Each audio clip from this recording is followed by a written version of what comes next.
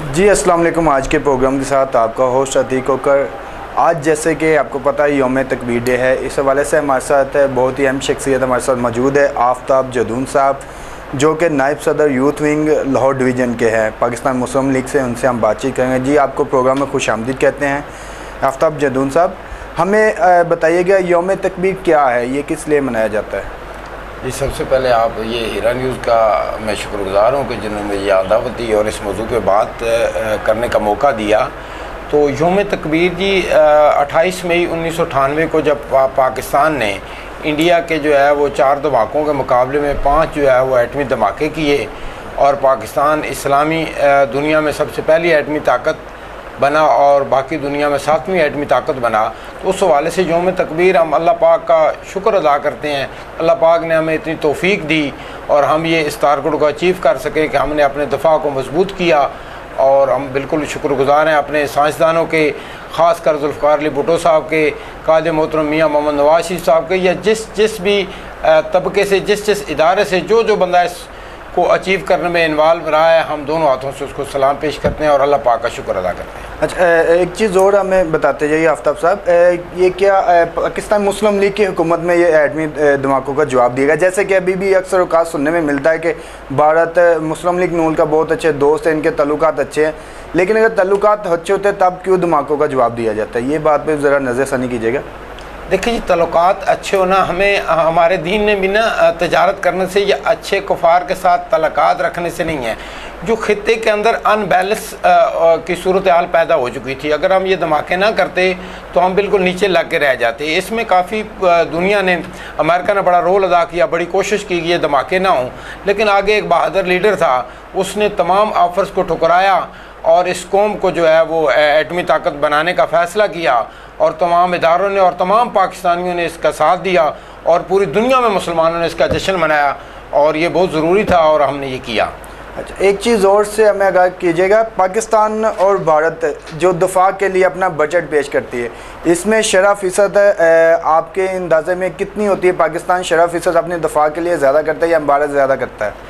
देखिए, ये शरह दफ़ा पे जो दफ़ा पे ख़र्च किया जाता है, ये ना तो इंडिया ने आपको बताना है और ना पाकिस्तान ने बताना है। लेकिन ये एक तहकीक के मुताबिक निकल चुका है कि 4% पाकिस्तान करता है और 3.3% वो इंडिया करता है इस पे दफ़ा पे, जो हमें आर्मी हमारे इसमें हथियारों के लिए इस्तेमाल किया जाता है। क्या ये सही बात है? जी होगा। मैं तो कहता हूँ इससे भी ज़्यादा है, क्योंकि ये टोटल जो इन दोनों मुल्क की अफवाज हैं उन पे जो अखराजात हैं, जो भी सिर्फ वो सारा दफ़ा में आता है। दफ़ा में बेताशा बजट जो ख़र्च होता है, लेकिन अलमिया ये है कि ये शुरू से 1947 से जब ये दोनों मुल्क आज़ाद हुए हैं, तो चूँकि ये मुसलमान एक अलग कौम थे, तो हमें उन्होंने दिल से तस्लीम ही नहीं किया। अभी भी हमें मतलब एटम बम तो पाकिस्तान के पास था। जब कायद मोहतरम मियाँ मोहम्मद नवाज शरीफ साहब अज़ब इख्तलाफ में थे, अपोजिशन में थे, तो तब इन्होंने ऐलान कर दिया था, जब दुनिया रोल बैक करना चाहती थी, कि पाकिस्तान के पास एटम बम मौजूद है। लेकिन यह है कि हम फिर भी इंडिया के शुक्रगुजार हैं कि जिन्होंने हमें मौका दिया और हम ये एटमी धमाके कर लिए। अभी हमारे दोनों ममालिक को क्या खित्ते की बेहतरी के लिए क्या सोचना चाहिए, माशरती बेहतरी के लिए क्या सोचना चाहिए? इन दुश्मनियों से, इन लड़ाई झगड़ों से, इन जंगों से बच के क्या सोचना चाहिए दोनों ममालिक में? जैसे कि आपको पता है कहत पड़ चुका है, हर बंदा आटा चीनी घी के लिए तड़प रहा है, इसके लिए क्या सोचना चाहिए हमारे ममालिक को?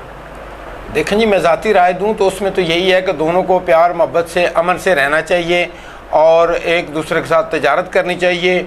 और इस ख़ित्ता जो है ये पूरा ख़ित्ता पूरी दुनिया से पावरफुल होना चाहिए, मिलजुल के रहना चाहिए, ताकि माशियत का पहिया बेहतर तरीके से चल सके, बेहतर चले। उनकी मुश्किलात हैं वो भी हल हों, हमारी मुश्किलात हैं वो भी हल हों।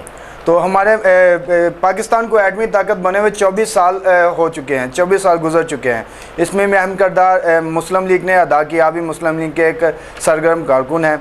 तो आज आप इस मौजूदा हालात में, जैसे कि कल ही अभी पेट्रोल के रेट, मसनूआत के रेट में इजाफा हुआ है, आने वाले दिनों में भी सुनने में आ रहा है कि बहुत ज़्यादा रेट पेट्रोल के रेट में इजाफा होगा, क्या आप मज़ीद इसके बारे में हमें आगाह करेंगे?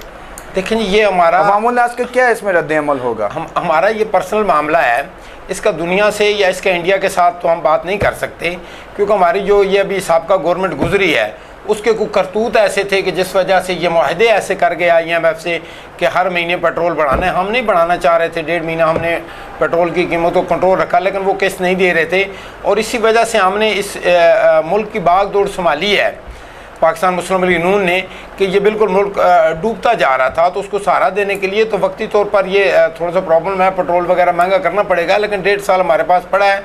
अल्हम्दुलिल्लाह हम पेट्रोल को उस रेट से भी नीचे ले आए जहाँ पे आप सोच रहे हैं।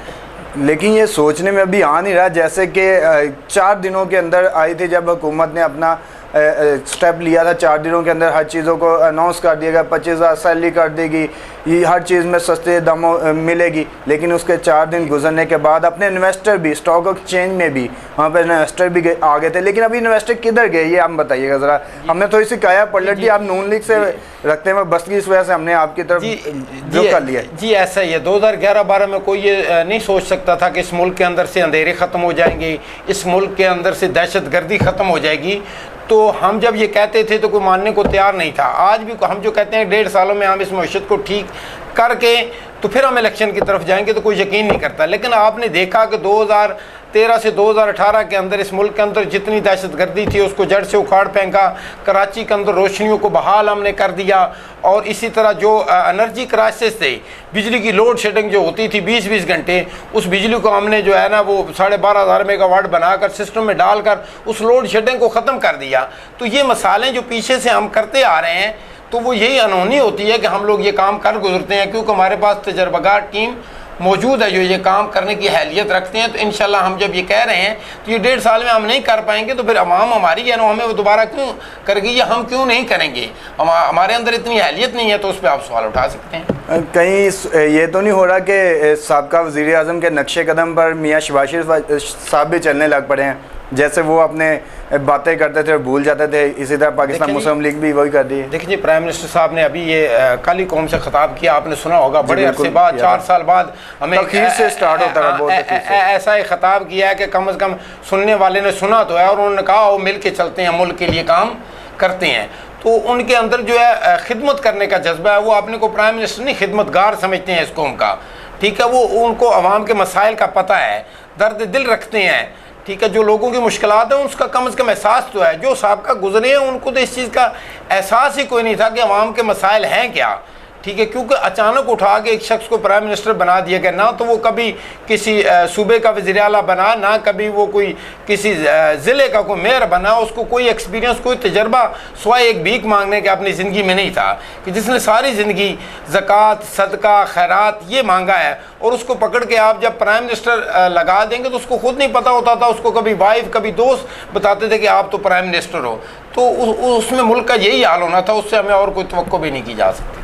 चलिए, बहुत शुक्रिया सर, आपने हमारे साथ बहुत अच्छी सैर के गुफ्तगू की, और मज़ीद आने वाले प्रोग्राम में इसी तरह अच्छी शख्सियात से गुफ्तगू करते रहे। आज के इस प्रोग्राम के साथ अपने उस रतीक को दीजिए इजाज़त। अल्लाह हाफिज़। पाकिस्तान जिंदाबाद।